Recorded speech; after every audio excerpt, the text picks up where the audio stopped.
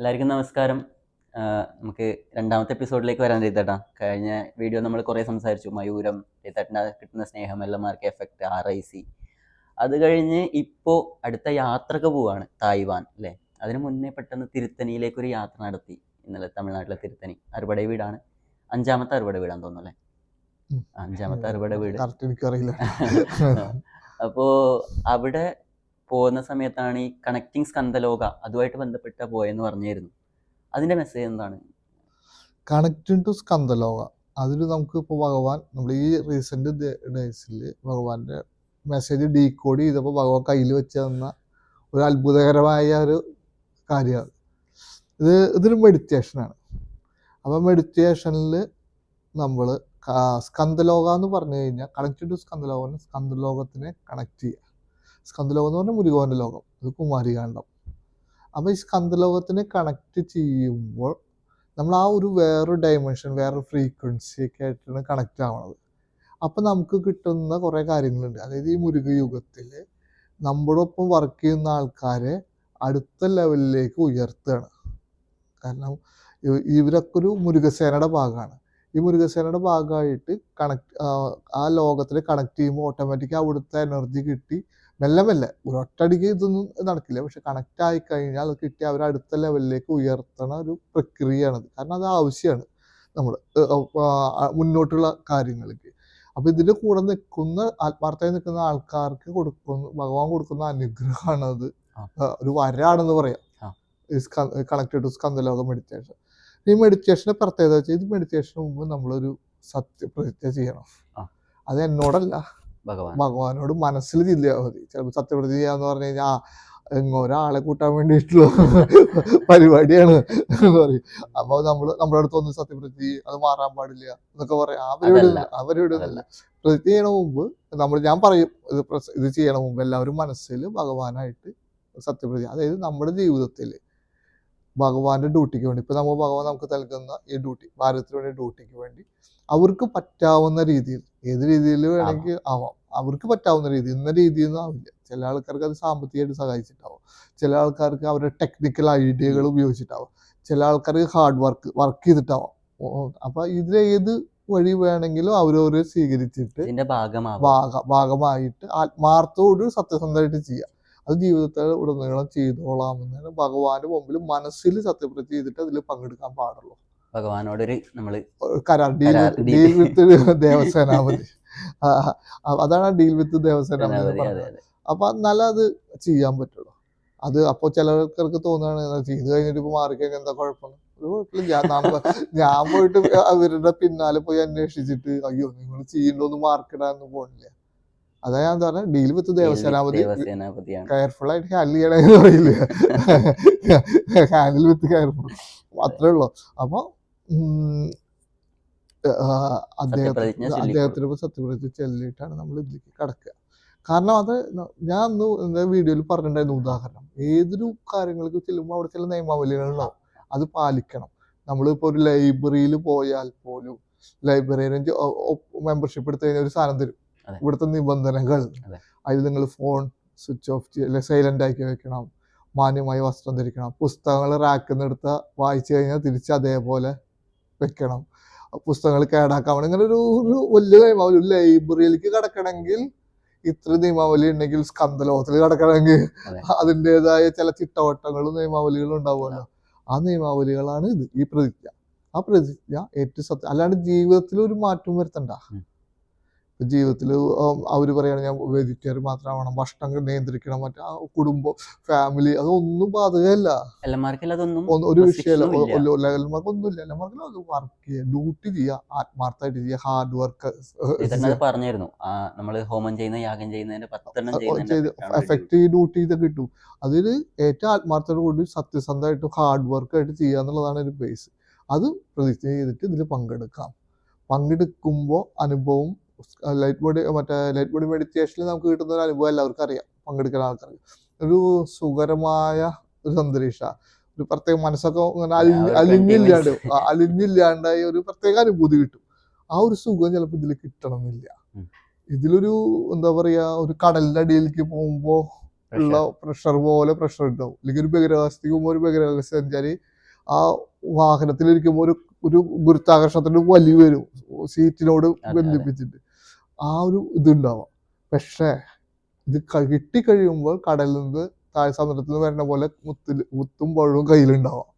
അല്ലെങ്കിൽ ബഹിരാവസ്ഥ എത്തിക്കഴിഞ്ഞാൽ ഫ്രീ ആയിട്ട് ശൂന്യാകാശത്ത് പറന്ന് നടക്കണ പോലെ സുഖകരമായ അനുഭവം ഉണ്ടാവാം. അപ്പോൾ എന്താ പറയുക, ഒരു ഒരു ബുദ്ധിമുട്ടായ സുഖം, കാഠിന്യത്തോടു കൂടി സുഖം, അങ്ങനത്തെ ഒരു അനുഭവമാവും ഈ മെഡിറ്റേഷൻ. അതാണ് സ്കന്ദലോകം. ഈ സ്കന്ദലോകത്തിന്റെ ഒരു രഹസ്യം തിരുത്തണി അമ്പലത്തിലുണ്ട്. അതിന് തേടിയിട്ടാണ് ഇന്നലെ അവിടെ എത്തി. ഭഗവാന്റെ ഡയറക്ഷനിൽ ആ ഡീകോഡ് ഇത് കിട്ടി. അതിലൊരു കാര്യം ചെയ്യാൻ ഭഗവാന്റെ നിർദ്ദേശം ഉണ്ടായിരുന്നു. അതിലൊരു രഹസ്യം തിരുത്തണി അമ്പലത്തിലുണ്ട് സ്കന്ദലോകത്തിന്റെ.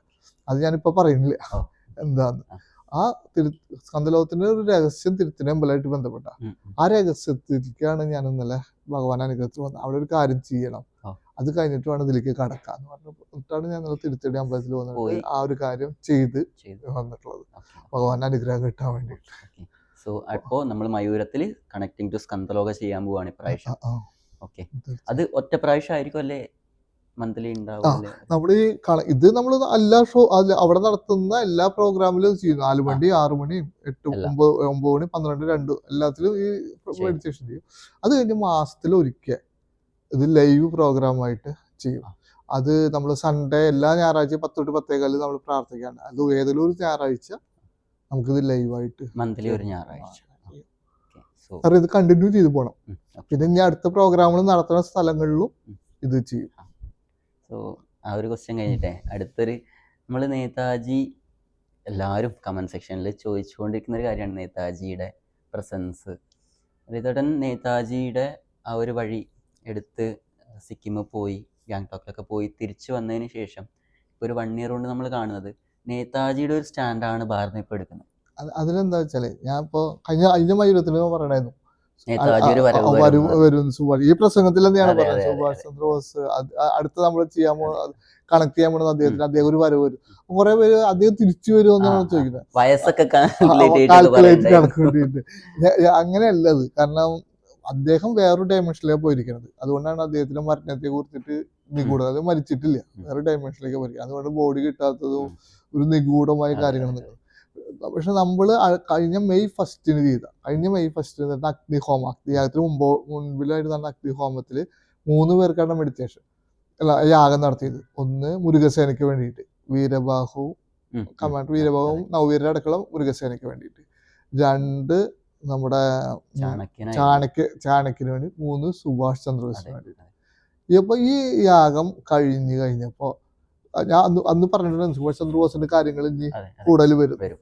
നമുക്ക് 2 മഹാന്മാരുണ്ട് നമ്മുടെ ഭാരതത്തിൽ. കുറെ പേരുണ്ട്, അല്ലെങ്കിൽ പ്രധാനപ്പെട്ട 2 മഹാന്മാര്. കുറെ 2 പേര് മാത്രമല്ല കേട്ടോ, കുറെ പേരുണ്ട്. പക്ഷെ 2 പേര് മെയിനാണ്. ഒന്ന് മഹാത്മാഗാന്ധി, അദ്ദേഹം നമ്മുടെ രാഷ്ട്രപിതാവാണ്. അദ്ദേഹം ഇന്ത്യക്ക് സ്വാതന്ത്ര്യം കിട്ടാൻ വേണ്ടി ഒരുപാട് കഷ്ടപ്പെട്ട ആളാണ്. അദ്ദേഹം മുന്നോട്ട് വെച്ച ഒരു ആശയമുണ്ട്. ആ ആശയം സമാധാനത്തിന്റെ, നിരാഹാരം, ആ ഒരു ആശയം വെച്ചിട്ടാണ് അദ്ദേഹത്തിന്റെ സമരങ്ങൾ മുന്നോട്ട് കൊണ്ടുപോയത്. അങ്ങനെയാണ് ഇന്ത്യക്ക് സ്വാതന്ത്ര്യം കിട്ടിയത്. അപ്പൊ അദ്ദേഹത്തിന് മുന്നോട്ട് വെച്ച ആശയം സമാധാനത്തിന്റെയാണ്, നിരാഹാരത്തിന്റെയാണ്. അതേസമയം വേറൊരു മഹാനുണ്ട്, അതാണ് സുഭാഷ് ചന്ദ്രബോസ്. അദ്ദേഹം മുന്നോട്ട് വെച്ച ആശയം അഗ്രസീവ് എന്നാണ്. അപ്പൊ ഭാരതം ഇത്ര നാള് കഴിഞ്ഞ മെയ് 1 വരെ ഗാന്ധിജിയുടെ മഹാത്മാഗാന്ധിയുടെ ഒരു സിസ്റ്റമായിരുന്നു ഉണ്ടായിരുന്നത്. ഈ മെയ് 1 നമ്മുടെ ഈ യാഗം കഴിഞ്ഞപ്പോൾ മുരുകന്റെ അനുഗ്രഹത്തിൽ സുഭാഷ് ചന്ദ്രബോസിന്റെ എനർജി വ്യാപിച്ചു. അതിനുശേഷം ഭാരതം അഗ്രസീവ് മൂഡിലേക്ക് മാറും. അതിനുശേഷം ഭാരതം ഈ ഓപ്പറേഷൻ സിന്ദൂർ തൊട്ട് നോക്കിക്കോളൂ, ഭാരതത്തിന്റെ മൊത്തം രീതികൾ ഒരു അഗ്രസീവാ. എടാന്ന് ചോദിച്ചാൽ പോടാന്ന് പറയണത് ശരി, എന്താ ചോദിച്ചാൽ ഏതാന്ന് ചോദിക്കും. ആ ഒരു സിസ്റ്റത്തിലേക്ക് ഭാരതത്തിന്റെ രീതി മാറി, സ്വഭാവം മാറി. അദ്ദേഹമാണ് ആദ്യമായിട്ട് ഈ ഒരു ചട്ടക്കൂട് വിട്ട് പുറത്തു പോയി പെട്ടെന്ന് ജർമ്മനിയിലൊക്കെ പോയി സംസാരിച്ച് ഭാരതത്തിന് വേണ്ടി. ഇതിപ്പോ ഇന്ത്യ പെട്ടെന്ന് നോർത്ത് കൊറിയ ആയിട്ട് കണക്ഷൻ ഉണ്ടാക്കാൻ നോക്കുകയാണ്, ചൈന റഷ്യ ആയിട്ട്. അപ്പൊ ഇതാ മാറി.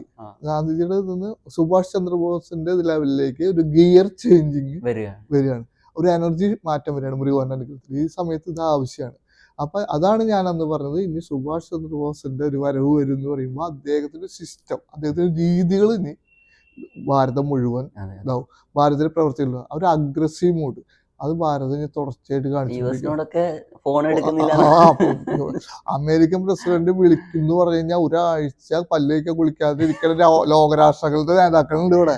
ഈ ആളെ എപ്പോഴാ വിളിക്കുക, എങ്ങനെ ബാത്റൂമിൽ പോയി കഴിഞ്ഞാൽ ഫോൺ എടുക്കാൻ പറ്റില്ലല്ലോ എന്ന് പേടിച്ചിട്ട് ഇത് 4 വട്ടം വിളിച്ചിട്ട് ഫോൺ എടുക്കാണ്ടിരിക്കുക ചെയ്തത്. അങ്ങനത്തെ ഒരു അമേരിക്കയുടെ ചരിത്രത്തിൽ ഉണ്ടായിരുന്നു. അമേരിക്കയുടെ ചരിത്രത്തിൽ അമേരിക്കൻ രാജ്യത്തിന് ഫസ്റ്റ് എത്തിയിട്ട് ഒരു രാഷ്ട്ര നേതാവിനെ വിളിച്ചിട്ട് ഫോൺ എടുക്കാത്ത ഒരു ചരിത്രം ഉണ്ടാവില്ല. ഞാൻ വെറുതെ പറഞ്ഞല്ല, അമേരിക്കൻ പ്രസിഡന്റ് ഇന്ന ദിവസം വിളിക്കുന്നു പറഞ്ഞ ആ ദിവസം ഒരിക്കും ബാത്റൂമിൽ പോകാൻ പേടിയാവും ഫോൺ കിട്ടിയ. ഇവിടെ 4 വട്ടം വിളിച്ചിട്ട് ഫോൺ എടുക്കാൻ പോയപ്പോ അമേരിക്കയിലേക്ക് വിളിച്ചപ്പോ വരാൻ പറ്റില്ല. അല്ല, അതൊരു നമ്മുടെ സിസ്റ്റം മാറി, അഗ്രസീവാണ് ഇപ്പോ, മോഡായി. അത് ആ മോഡ് ആരെ എന്ത് ചോദിച്ചാൽ എന്താണെന്ന് ചോദിച്ചാൽ പോടാ അവിടെ നിന്ന് പറഞ്ഞ് മുണ്ടു കളിച്ച് കുത്തുന്ന സിസ്റ്റത്തിലേക്ക് ഭാരതം മാറും. അത് ഭാരതത്തിന് ആവശ്യമാണ്. അതാണ് ഞാൻ അന്ന് പറഞ്ഞ സുഭാഷ് ചന്ദ്രബോസ് ഈ യാഗം കഴിഞ്ഞാൽ അദ്ദേഹത്തിന്റെ ഇതൊരു വരവ് വരും എന്ന് പറഞ്ഞത്. സിന്ദൂർ തൊട്ട് നമ്മളത് കണ്ടു തുടങ്ങി. അത് ഇനി കാണും സിസ്റ്റം. അതാണ് ആ ചേഞ്ച് ആയത്. ഒരു പറഞ്ഞിരുന്നു പഴനിയിൽ വെച്ച് ലോകത്തെ കൺട്രോൾ. നേതാജിയുടെ ക്വസ്റ്റ്യൻ കഴിഞ്ഞപ്പോൾ നമ്മൾ അടുത്തത് ഞാൻ ചോദിക്കാം. പഴനി ലോകം കൺട്രോൾ ചെയ്യും. എന്താ വയ്യാപുരി എന്ന് പറഞ്ഞൊരു പേരുണ്ട്, ലോകത്തിനെ കൺട്രോൾ ചെയ്യുന്ന സ്ഥലമാണ്. അത് എങ്ങനെയാണ് എന്നുള്ളൊരു ക്വസ്റ്റ്യൻ ഉണ്ടായിരുന്നു എല്ലാവർക്കും. അതെങ്ങനെയാണ് പഴനിയിൽ നിന്ന് കൺട്രോൾ ചെയ്യുന്നത്? പക്ഷെ ഇന്നിപ്പോ നമ്മൾ വേറൊരു രീതിക്ക് ചിന്തിക്കുമ്പോൾ അതല്ലേ സംഭവിക്കുന്നത്. വയ്യാപുരി എന്ന് പറയുന്നത് കുമാരികാണത്തിന്റെ തലസ്ഥാനമായിരുന്നു. അതാണ് മുരുകന്റെ തലസ്ഥാനം. അപ്പൊ അവിടുന്ന് വന്ന ആൾക്കാർ, മൈഗ്രേറ്റ് ചെയ്ത് വന്ന ആൾക്കാർ പഴനിയിൽ വന്ന് താമസിച്ചപ്പോ ആ ഓർമ്മയ്ക്ക് പഴനിക്ക് വയ്യാപുരി എന്ന് പേരിട്ടു. വയ്യ എന്ന് പറഞ്ഞു കഴിഞ്ഞാൽ ലോകം, പുരി എന്ന് പറഞ്ഞാൽ തലസ്ഥാനം. പഴനിയിൽ എങ്ങനെ ലോകത്തിന്റെ തലസ്ഥാനം എന്നൊരു പേര് വരാൻ കാരണം നോർമലായിട്ട് ചിന്തിച്ചാൽ ആലോചിച്ചു. ആ ഒരു കണക്ഷൻ ഉള്ളത് കൊണ്ടാണ് അത് വന്നത്. ഈ ലോകത്തിന്റെ തലസ്ഥാനം മുരുകയുഗത്തിൽ പഴനിന്ന് മുരുകുവാൻ പഴനി ആണ്ടവൻ പ്രത്യേകിച്ച് 2ാമത്തെ വിഗ്രഹം ആ എനർജി വന്ന് ലോകം ഭരിക്കും എന്ന് പറഞ്ഞപ്പോ ആൾക്കാർ അത് എങ്ങനെ നടക്കാൻ പോണ, പഴനിന്ന് നല്ല ലോകം തീരുമാനിക്കുക, ലോകത്തിലെ നേതാക്കന്മാരെ എങ്ങനെ പഴനിന്ന് കൺട്രോൾ ചെയ്യുന്നു. അപ്പൊ കൺട്രോൾ ചെയ്ത് തുടങ്ങിയതിന്റെ തെളിവുകള് വന്നു തുടങ്ങിയില്ലേ.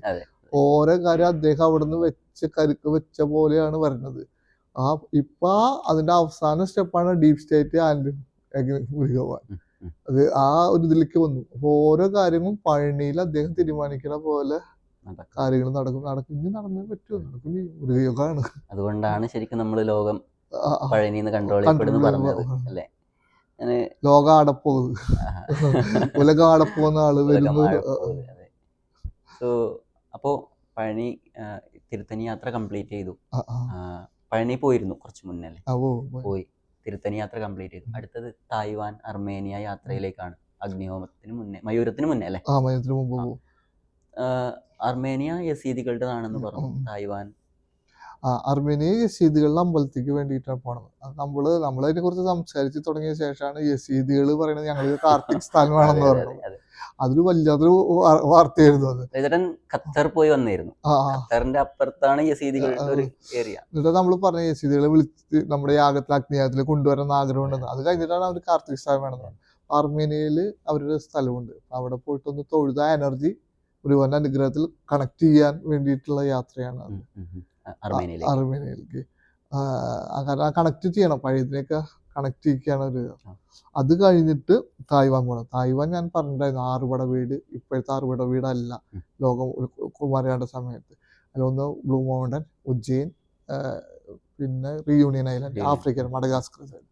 പിന്നെ 3 എവിടെയെന്ന് അറിയണ്ടായിരുന്നില്ല. 2019 എനിക്ക് അത് കിട്ടിയത്. ഇതുവരെ കിട്ടിയിട്ടില്ല. പിന്നെ ഇപ്പോഴാണ് പറയുന്നത് തായ്വാന്റെ കടലെടുക്കലാണ് 4ാമത്തെ. അപ്പൊ കടലിനുള്ളിലായിരിക്കാം ബാക്കിയുള്ളതും, കടലെടുത്ത് പോയ സ്ഥലങ്ങളായിരിക്കും. അപ്പൊ അവിടെ പോയിട്ട് പ്രാർത്ഥിക്കണം എന്ന് പറഞ്ഞത് ഭഗവാന്റെ ഡയറക്ഷനിലാണ് 4ാമത്തെ പടവീടിലേക്ക് ഞാൻ അവിടെ പോയിട്ട് പ്രാർത്ഥിക്കാൻ പോകണം. ആ പ്രാർത്ഥിക്കുന്ന കൂട്ടത്തിൽ അതും ചൈനയുടെ ബോർഡറാണ്. ഞാൻ ഈ അടുത്ത കാലത്ത് സഞ്ചരിച്ചൊക്കെ ചൈനയുടെ ബോർഡറിലേക്കാണ്. അതിന്റെ മെസ്സേജ് പറയാനുണ്ടോ അല്ലെ ഇപ്പൊ പറയാൻ പറ്റില്ല?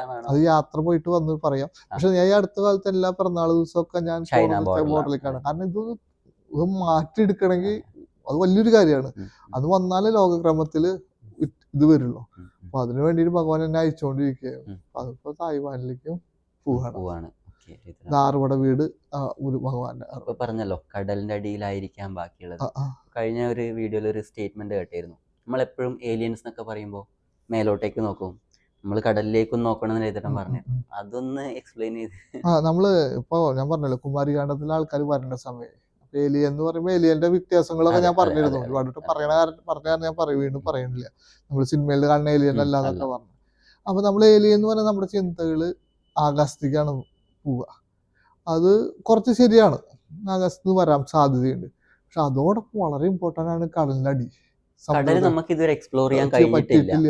സമുദ്രത്തിന്റെ അടിയിൽ വേറെ ഡയമെൻഷനിലായിട്ട് വാം ഹോളായിട്ട് കണക്ട് ചെയ്യണ ഒരുപാട് സ്ഥലങ്ങളുണ്ട്. സ്ഥലങ്ങളുണ്ട്.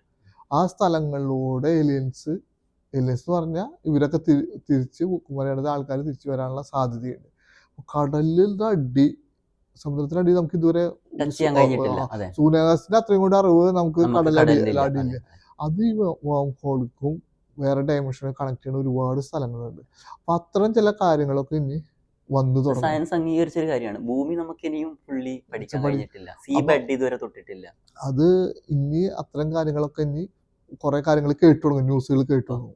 അതാണ് ഞാൻ അത് കടലിന്റെ അടിയും കൂടി നമ്മളൊന്ന് ശ്രദ്ധിക്കണം. ശ്രദ്ധിക്കണം. സോ വേം ഹോൾ എന്ന് പറയുന്ന കൺസെപ്റ്റ് ഇപ്പം വെസ്റ്റ് ഒക്കെ അംഗീകരിച്ചതാണ്. അതെ, വേറൊരു പാത്തിലേക്ക് പോകാൻ പറ്റും. ഇതന്നെ അത് എക്സ്പീരിയൻസ് ചെയ്തിട്ടുണ്ടായിരുന്നു എന്ന് പണ്ടൊരു വീഡിയോ പറഞ്ഞു. അത്തരം അനുഭവങ്ങളിലൂടെയാണ് ഈ ഇതൊക്കെ കിട്ടുന്നത്. ഓക്കെ. സോ ആ ഒരു ക്വസ്റ്റ്യൻ ഇതേട്ടാ കുറച്ച് മുന്നേ പറഞ്ഞതാണ്, കഴിഞ്ഞ മെയ് 1-ാം തീയതി പറഞ്ഞതാണ്. ചോളന്മാർ സഞ്ചരിച്ച വഴിയിലൂടെയാണ് ഇതേട്ടനെ ഭഗവാൻ നടത്തിക്കുന്നത്. അപ്പോൾ ഈ ചോളന്മാർ സഞ്ചരിച്ച വഴി എന്ന് പറയുമ്പോൾ ഈ നോർത്ത് കൊറിയ ഇതൊക്കെ വരും, ആ ഒരു പാർട്ടൊക്കെ വരും. അപ്പോൾ ആദ്യമായിട്ട് നോർത്ത് കൊറിയ ഒന്ന് അയഞ്ഞിരിക്കുകയാണ്. ടൂറിസ്റ്റ് വിസകൾ കൊടുക്കാൻ തുടങ്ങുന്നു. ഭാരതം ഒരു കോൺസുലേറ്റ് അവിടെ ആരംഭിക്കാനുള്ള ശ്രമം നടത്തുന്നു. അത് ചൈനയുടെ റഷ്യയുടെ ഒക്കെ അടുത്തായിട്ട് വരുന്ന ഒരു കൺട്രിയാണ്. ഈ ചേഞ്ചിന്റെ കാരണം അതൊരു രസകരമായ കാര്യം എന്താ വെച്ചാൽ, നമ്മുടെ മുരുകന്റെ സ്ഥലം നോക്കിയാൽ, കുമാരികാണ്ടത്തിന്റെ സ്ഥലം, മെയിൻ സ്ഥലം ഈ സൈഡാ. ആഫ്രിക്കയിൽ നിന്ന് തുടങ്ങി ആസ്ട്രേലിയ വന്ന് പിന്നെ ജപ്പാൻ ഫുള്ള് ആ സൈഡ്. ഇത് കട്ട് ചെയ്ത് പോകണം, കുമാരികാണ്ടത്ത് കട്ട് ചെയ്ത് പോകുന്ന സ്ഥലങ്ങളാണ്. കടലടിയിൽ കുറെ പോയിട്ടുള്ളത്. കുറെ ഒക്കെ ഉള്ളത് മലേഷ്യ, സിംഗപ്പൂര്, ജപ്പാൻ ഒക്കെ നിന്ന് പോയ ദ്വീപുകളാണ്. അപ്പൊ നമുക്ക് തെക്ക് കിഴക്ക് ഏഷ്യയുടെ രാജാവാണ് മുരുകവാൻ എന്നുള്ള ഒരു ഇത് പറയും. ഇനി നമ്മൾ അടുത്ത് ബുദ്ധ ഭഗവാൻ സഞ്ചരിച്ച വഴി ആലോചിക്കുക. ഈ വഴി കൂടിയാണ് ഫുള്ള്. അതായത് അദ്ദേഹം പോയതല്ല, ആ മതം സഞ്ചരിച്ച വഴി, സഞ്ചരിച്ച വഴി ഈ വഴിയാണ്. സുഭാഷ് ചന്ദ്രബോസ് സഞ്ചരിച്ച വഴിയാ ഈ വഴി. ചോളന്മാര് സഞ്ചരിച്ച വഴിയാ ഈ വഴി. അപ്പൊ എനിക്ക് വന്ന ഡ്യൂട്ടി സഞ്ചരിച്ച വഴിയും ഇതാണ്. എനിക്ക് എനിക്ക് ഒരിക്കലും യൂറോപ്പിലേക്ക് ഇനി പോകാൻ പറ്റില്ല, അമേരിക്കക്ക് പോകാൻ പറ്റില്ല. എന്റെ വഴി ഇതാണ്. ഇതൊക്കെ എവിടെയോ ഒരു ഏതൊക്കെ കാലഘട്ടത്തിലാണ് ഇതൊക്കെ. മുരുകന് എത്രയോ കുമാരികാണ്ടത്ത് സമയം, ബുദ്ധഭവന് വേറൊരു ടൈം, ചോളന്മാര് വേറെ ടൈം, സുഭാഷ് ചന്ദ്രബോസിന് വേറെ ടൈം. പക്ഷെ ഇതൊക്കെ കണക്ക്. അപ്പൊ ഇതൊരു കൗതുകരമായ ഒരു സംഭവത്തിൽ ഇത് വെറുതെ നടക്കുന്നത്. ഇതിലൊക്കെ ഒരു എനർജി കണക്ഷനും കാര്യങ്ങളും ഉണ്ട്. അപ്പോ അതിന്റെ ഭാഗമായിട്ട് ചില കാര്യങ്ങളൊക്കെ ഇതേപോലെ നേരത്തെ പറഞ്ഞ പോലെ നടക്കും. അവസാനത്തെ ഒരു ക്വസ്റ്റ്യൻ, തമിഴ് എന്ന് പറയുന്നതേ, നമ്മളിപ്പോൾ ബാക്കി എല്ലാ ഭാഷകളും കാണുന്നുണ്ട്, പക്ഷെ തമിഴ് എന്ന് പറയുമ്പോൾ തമിഴ് മക്കൾക്കൊരു ജീവൻ പോലെയാണ്. അവരതിനു വേണ്ടി ഫൈറ്റ് ചെയ്യും, അഗ്രസീവ് ആകും. അതെന്തുകൊണ്ടാണ്? തമിഴ് ലാംഗ്വേജിന് കാവൽക്കാരുണ്ട്, തമിഴ് സിദ്ധന്മാര്. കാരണം തമിഴ് ലാംഗ്വേജിനെ നശിപ്പിക്കാൻ അവരൊരിക്കലും സമ്മതിക്കില്ല. തമിഴ് ആ ഒരു ഇതിനെ അവര് എന്തുകൊണ്ട് അത് കാവല് നിൽക്കണു, അതിന് തൊടാൻ സമ്മതിക്കാന്ന് വെച്ചാൽ അവരുടെ ഗുരു, അവരുടെ ബോസ്, അദ്ദേഹം ഉണ്ടാക്കിയ ഭാഷയാണ്, എനർജിയാണ്. അതായത് മുരുകവാൻ അവർക്ക് കൊടുത്ത ലാംഗ്വേജ് ആണ്. അതിന് പൊന്നുപോലെ അതിങ്ങനെ സൂക്ഷിച്ച് കൊണ്ടു നടക്കേണ്ട ഉത്തരവാദിത്വം ഇവർക്കാണ്, സിദ്ധന്മാർ. അത് ആ ഉത്തരവാദിത്വം ഭയങ്കരമായിട്ട് ഏറ്റെടുക്കണോണ്ടാണ് അതുമേ തൊട്ടിട്ടുള്ള ഒരു സാധനം അവര് സമ്മതിക്കില്ല. അത് എടുക്കണ ആൾക്കാര്, അതിനെ വേണ്ടി നല്ലത് ചെയ്യാൻ വേണ്ടി നടത്തുന്ന ആൾക്കാർക്ക് എല്ലാ അനുഗ്രഹവും കൊടുക്കും. പലരും എന്നോട് ചോദിക്കും, DMK ഇതൊക്കെ ചെയ്തിട്ട് എങ്ങനെ അങ്ങനെയല്ല, അവരെങ്ങനെ വിജയിച്ചുകൊണ്ടിരിക്കണേ? കാരണം അവര് സനാതനത്തിനെതിരാണ്, പിന്നെ അങ്ങനൊക്കെ പറയും. പക്ഷെ ഇവര് വിജയിച്ചുകൊണ്ടിരിക്കണേ ഒരു ഒറ്റ കാര്യമുള്ളൂ. അവരെപ്പോഴും പറയുന്ന ഒരു വാക്ക് തമിഴ്. ഇപ്പൊ കരുണാനിധി, ബഹുമാനപ്പെട്ട കരുണാനിധി, അദ്ദേഹം കുറെ കാലം അദ്ദേഹം ആകെ ഉപയോഗിച്ചുള്ള വാക്ക് തമിഴ്. തമിഴ് മക്കളെ തമിഴ് ലാംഗ്വേജിൽ ചെയ്യാൻ വേണ്ടിയിട്ടുള്ള എല്ലാ കാര്യങ്ങളും ചെയ്യും. ആ തമിഴിനെ പിടിച്ചത് കൊണ്ട് മാത്രമാണ്, ആ ലാംഗ്വേജിന് വേണ്ടി ചെയ്യണതുകൊണ്ട് മാത്രമാണ് അനുഗ്രഹം കിട്ടിയത്. അവർക്ക് വിൻ ചെയ്യാൻ പറ്റുന്നത്. ഒരു പക്ഷേ ഇത് മോദിജി മനസ്സിലാക്കിയിട്ടായിരിക്കാം അദ്ദേഹം ഇപ്പൊ ഈ അടുത്ത ഞാനത് ചോദിക്കാൻ വരികയായിരുന്നു. കാരണം കാലത്ത് അദ്ദേഹം തമിഴിനെ പിടിച്ചിരിക്കുകയാണ്. പിടിച്ച് വേഷമൊക്കെ നല്ല തമിഴ് വേഷമാണ്. തമിഴാക്കണു. അദ്ദേഹം അത് മനസ്സിലാക്കിയതായിരിക്കാം. ഇപ്പൊ വീണ്ടും ചോള, അന്ന് ചോളന്മാരുടെ വെച്ചത് മാത്രമല്ല, ഇപ്പൊ ഈ അടുത്ത ചോള ഗംഗയെ കൊണ്ട ചോള ഗംഗ അവിടുന്ന് രാജാവ് വരുമ്പോഴാണ് ഇത് കൊണ്ടുവരുന്നത്. തീർത്ഥം കൊണ്ടുവന്ന് ഇവിടെ വെച്ച്. അപ്പൊ ഈ ഗംഗ കൊണ്ട ചോളപുരത്തിന്റെ അടുത്താണ് പൂംഹാർ. പൂംപുഹാർ. പൂംഹാർ ആ ഭാഗത്താണ് എൻ്റെ അറിവിൽ കരുണാനിധി ജനിച്ചിരിക്കുന്നത്. ഓ, ഈ പൂംഹാറിലാണ് ഈ അടുത്ത കാലത്ത് 15,000 വർഷമുള്ള 15,000 വർഷം മുന്നേ പഴയുള്ള കടലുകൾ. ഇതൊക്കെ ഈ കുമാരിഖണ്ഡത്തിന്റെയും ചോളന്മാരുടെയും ഇതൊക്കെ ആയിട്ട് തമിഴൊക്കെ ആയിട്ട് കണക്റ്റഡ് ആണ്. അപ്പൊ അതുകൊണ്ട് മനസ്സിലാക്കിയിട്ടായിരിക്കാം അദ്ദേഹം ഇത് ചെയ്യണത്, ചോളപുരം വരുന്നത്. അപ്പോ അതുകൊണ്ടാണ് ഈ ഒരു സംഭവം ഉണ്ട് ഈ ഭാഷയ്ക്ക്. കാരണം അദ്ദേഹം അവരുടെ ഒരു ബോസ് കൊടുത്ത ഭാഷയെ തൊടാൻ സമ്മതിക്കില്ല അവര്. അപ്പൊ അത് അതിനു വേണ്ടി അത് ഏറ്റെടുക്കുന്ന ആൾക്കാർക്കൊക്കെ അവരുടെ അനുഗ്രഹം കിട്ടും ചെയ്യും. സോ മയൂരത്തിലേക്ക് നമ്മൾ നടന്നു പോവാണ് രേതേട്ടാ. ഇന്ന് നമുക്ക് ടൈം, രേതേട്ടനും തിരിച്ചു പോകേണ്ട ടൈമായി. ക്വസ്റ്റ്യൻസ് കുറേ ഉണ്ട്, ആൾക്കാർ ചോദിക്കുന്ന ക്വസ്റ്റ്യൻസ് ഉണ്ട് കമന്റ് സെക്ഷനിൽ. നമുക്കത് അടുത്ത എപ്പിസോഡിലോ ഇന്റർവ്യൂലോ ചെയ്യാം. എന്തായാലും എല്ലാവർക്കും മയൂരം ടൂലിക്ക് സ്വാഗതം. രജിസ്റ്റർ ചെയ്ത ആൾക്കാരൊക്കെ സമയം പാലിക്കുക, എത്തുക. നിങ്ങളെ സ്വീകരിക്കാൻ ഗ്രൗണ്ട് ഫോഴ്സ് ടീമംഗങ്ങളും IT ടീമംഗങ്ങളും എന്താ പറയുക, എല്ലമാർക്കടെ എന്താ പറയുക ജീവനാടിയാണ് ഗ്രൗണ്ട് ഫോഴ്സ് ടീമുകളും മീഡിയ IT ടീമുകളും. അവരൊക്കെ ഉണ്ടാവും. ഫുഡ് കമ്മിറ്റി ഉണ്ടാവും, അവർ നിങ്ങൾക്ക് ഫുഡ് അറേഞ്ച് ചെയ്ത് തരും. എല്ലാവരും കറക്റ്റ് ടൈമിൽ പാലിച്ച് ആ നിർദ്ദേശങ്ങൾ കറക്റ്റായിട്ട് ഫോളോ ചെയ്തിട്ട് വരും. നമുക്കവിടെ കാണാം. ഞാൻ ഫുൾ ടൈം നിങ്ങളുടെ കൂടെ അന്ന് അവിടെ ഉണ്ടാവും, സഹായിച്ച്. പിന്നെ നമ്മൾ ഓൺലൈനിലും ചെയ്യേണ്ടി വരാൻ പറ്റാത്തവർക്ക് ഓൺലൈനിൽ ലിങ്ക് നമ്മൾ അതിന് മുമ്പ് ഇടാം, അതൊക്കെ കാണാം. പക്ഷെ എപ്പോഴും ഓൺലൈനിൽ പറയുന്നുണ്ടെങ്കിലും നേരിട്ട് അറ്റൻഡ് ചെയ്യണതാണ് എപ്പോഴും അതിൻ്റെ പവർഫുള്ള്. പ്രത്യേകിച്ച് കണക്റ്റിംഗ് ടു സ്കന്ദലോക പോലത്തെ മെഡിറ്റേഷനൊക്കെ ഡയറക്റ്റ് അറ്റൻഡ് ചെയ്യണതാണ് ഏറ്റവും നല്ലത്, ഏറ്റവും പവർഫുള്ള്. ലൈറ്റ് ബോഡി മെഡിറ്റേഷനും അങ്ങനെ തന്നെ. അപ്പം സന്തോഷം. ഒരിക്കൽ കൂടി എല്ലാവർക്കും ഒരു അനുഗ്രഹം കേട്ട്. ഓം ശരവണ ഭവായ നമഃ. ജയ് പതിനാണ്ട്, ജയ് ഭാരത്.